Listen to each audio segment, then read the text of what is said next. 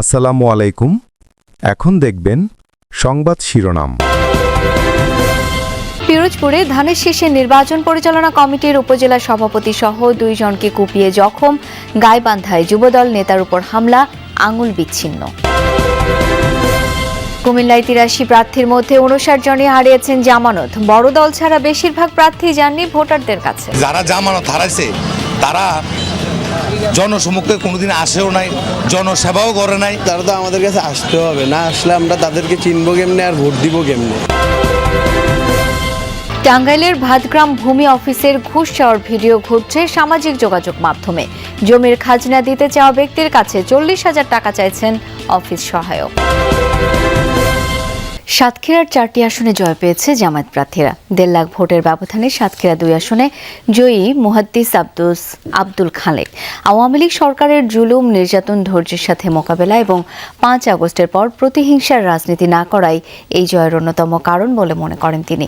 অপরদিকে ভরাডুবির কারণ খুঁজছে বিএনপি। সাতক্ষীরার 609টি কেন্দ্রের ফলাফলে 4টি আসনেই জয় পেয়েছে জামাত। সাতক্ষীরা 1 আসনে অধ্যক্ষ ইজ্জতুল্লাহ, 2-এ মুহাদ্দিস আব্দুল খালেক, 3-এ মুহাদ্দিস রবিউল বাশার ও 4-এ জয়লাভ করেছেন গাজী নজরুল ইসলাম। আগামী দিনে সাতক্ষীরাকে এভাবে মানুষের উপরে হয়রানি হোক, জুলুম হোক, এটার যাতে আর না হয়, আমরা সে ব্যাপারেই আমরা ভূমিকা রাখবো ইনশাল্লাহ। মুহাদ্দিস আব্দুল খালেক জিতেছেন 1.5 লাখের বেশি ভোটের ব্যবধানে। বিগত সরকারের জুলুম, নির্যাতন ও পতনের পর প্রতিশোধ পরায়ণ না হওয়াই এই বিজয় বলছেন তিনি। রাজনৈতিক প্রেক্ষাপট চেঞ্জ হওয়ার পরে, জুলাই বিপ্লবের পরেও কোনো প্রতিশোধ এটা আমরা গ্রহণ করি নাই।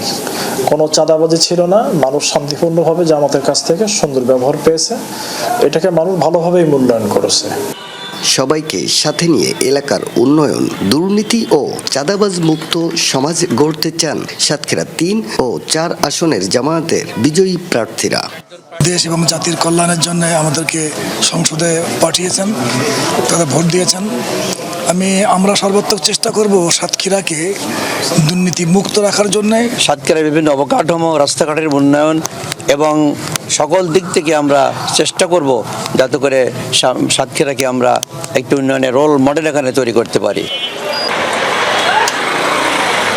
জয়ী ও পরাজিত হেভিওয়েট প্রার্থীদের মধ্যে কোলাকুলি, মিষ্টিমুখ করার দৃশ্য আমরা দেখেছি।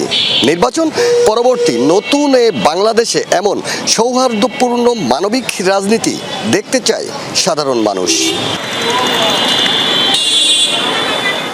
ভোটের মাঠে এমন ভরাডুবির পেছনে ধর্মকে ব্যবহার, ভোটারদের অর্থ প্রদান এবং দলীয় কিছু নেতাকর্মীদের দুষছেন জেলা বিএনপির আহ্বায়ক। তাদের কেমনভাবে বলেছে যে জামাতেরকে ভোট দিলে ফেরেশতার পথ সুগম হবে।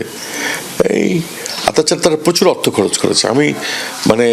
এটা কখনো সাতক্ষীরায় হয় নাই যে ভোটার প্রতি ন্যূনতম 1000। আমার বিভিন্ন ইউনিটের প্রেসিডেন্ট সেক্রেটারি আমাকে টেলিফোন করে বলেছে যে ভাই আমাদের কিছু করার ছিল না। জানতে চাই ভোটের নির্বাচিতদের কাছে সাধারণ মানুষের প্রত্যাশা কি। আমাদের সুষ্ঠুভাবে দিন যেমন কারো মারামারি কাটাকাটি যেন দেশে না হয়, যাতায়াতের ব্যবস্থা এইসব প্রত্যাশা করি, রেলের প্রত্যাশা করি। নতুন কিছু দেখতে চাই। সাতক্ষীরাকে নিয়ে তারা চিন্তা করবে, সাতক্ষীরার উন্নয়নের কাজ করবে, বিশেষ করে জলাবদ্ধতা। পিরোজপুরে দুর্বৃত্তদের হামলায় আহত বিএনপি নেতা মহিউদ্দিন মল্লিক নাসিরকে উন্নত চিকিৎসার জন্য ঢাকায় আনা হয়েছে। ভর্তি করা হয়েছে পিজি হাসপাতালে। দুপুরে খুলনা মেডিকেল থেকে হেলিকপ্টার যোগে নাসিরকে রাজধানীতে আনা হয়। আহত নাসির পিরোজপুরে 1 আসনে ধানের শীষ প্রতীকের প্রার্থীর সদর উপজেলা নির্বাচন পরিচালনা কমিটির সভাপতি ছিলেন। একই ঘটনায় আহত শঙ্করপাশা ইউনিয়ন বিএনপির সাধারণ সম্পাদক রিয়াজউদ্দিন মল্লিক নিপু খুলনা মেডিকেলে চিকিৎসাধীন রয়েছেন। আহতরা জানান, গতরাতে পাড়ের হাট বাসস্ট্যান্ড সংলগ্ন এলাকায় 8 থেকে 10টি মোটরসাইকেলে আসা দুর্বৃত্তরা তাদের উপর হামলা চালায়। এলোপাতাড়ি কুপিয়ে পালিয়ে যায় তারা। প্রথমে 2 জনকে উদ্ধার করে নেওয়া হয় সদর হাসপাতালে, পরে রেফার করা হয় খুলনা মেডিকেলে। লিখিত অভিযোগ পেলে আইনগত ব্যবস্থা নেওয়া হবে বলে জানিয়েছে পুলিশ। এদিকে গাইবান্ধার পলাশবাড়িতে এক যুব দল নেতাকে কুপিয়ে জখম করেছে দুর্বৃত্তরা। তার হাতের একটি আঙুল বিচ্ছিন্ন হয়ে গেছে। আহত কাকন মিয়া উপজেলা যুবদলের সদস্য ও ইউনিয়ন যুবদলের সাংগঠনিক সম্পাদক। স্থানীয়রা জানায়, গতরাতে জুনদহ বাজারে কাকনের উপর হামলা চালায় কয়েকজন, এলোপাতাড়ি কুপিয়ে গুরুতর জখম করে। এ সময় আশপাশের লোকজন এগিয়ে এলে পালিয়ে যায় হামলাকারীরা। কাকনকে রংপুর মেডিকেলে ভর্তি করা হয়েছে।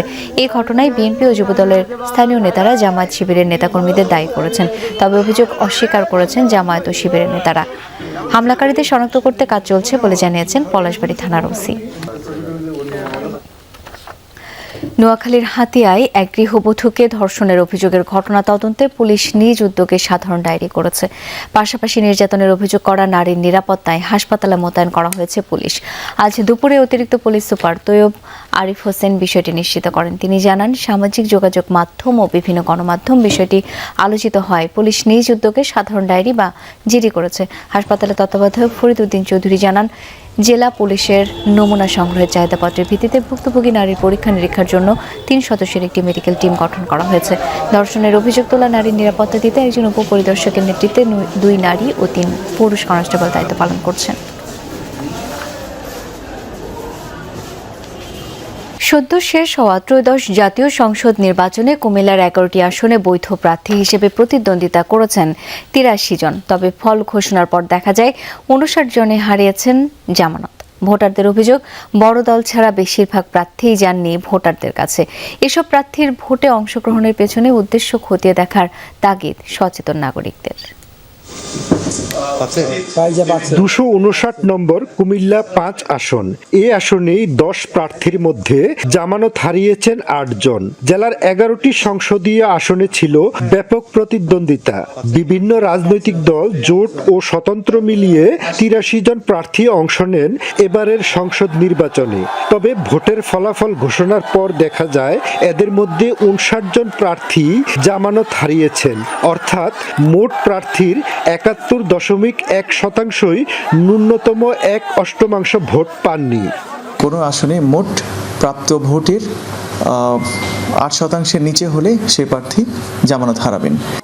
বিশ্লেষকরা বলছেন, এবারের নির্বাচনে মূল প্রতিদ্বন্দ্বিতা হয়েছে সীমিত কয়েকটি দলের প্রার্থীর মধ্যে। ফলে ছোট দলের প্রার্থীরা ভোটের দৌড়ে পিছিয়ে পড়েন। অনেক প্রার্থী নির্বাচনী প্রচারণায় তেমন সক্রিয়ও ছিলেন না। এসব প্রার্থীর ভোটে অংশগ্রহণের পেছনের উদ্দেশ্য খতিয়ে দেখার তাগিদ সচেতন নাগরিকদের। অনেকগুলো সংগঠন থেকে যারা নির্বাচন করছে তারা তাদের এই পলিটিক্যাল যে আইডেন্টিটিটা সেটা ব্যবহার করে কোনো ব্ল্যাকমেলিং করছে কিনা, সেখানে কোনো ট্রেডিং হচ্ছে কিনা, অথবা কোনো মনিটারি কোনো অ্যাডভান্টেজ তারা নিচ্ছে কিনা, সেই বিষয়টি কিন্তু স্ক্রিনিং একটি প্রয়োজন আছে। এখানটাই মানুষের প্রশ্ন যে এরা আসলে রাজনৈতিকভাবে দক্ষ বা সংগঠিত কোনো শক্তি কিনা, তারা সাধারণ মানুষের সাথে তাদের কোনো যোগাযোগ আছে কিনা, এলাকার মানুষের সাথে কোনো যোগাযোগ আছে কিনা।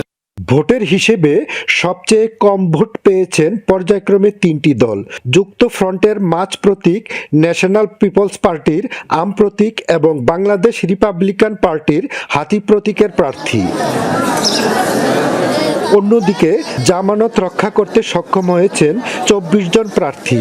এর মধ্যে রয়েছেন বিজয়ী 11 জন এবং কয়েকজন শক্ত প্রতিদ্বন্দ্বী, যারা উল্লেখযোগ্য ভোট পেয়েছেন। ভোটাররা বলছেন, বিপুল সংখ্যক প্রার্থীর জামানত হারানো প্রমাণ করে নির্বাচনে অংশ নিলেই জনগণের আস্থা অর্জন করা যায় না।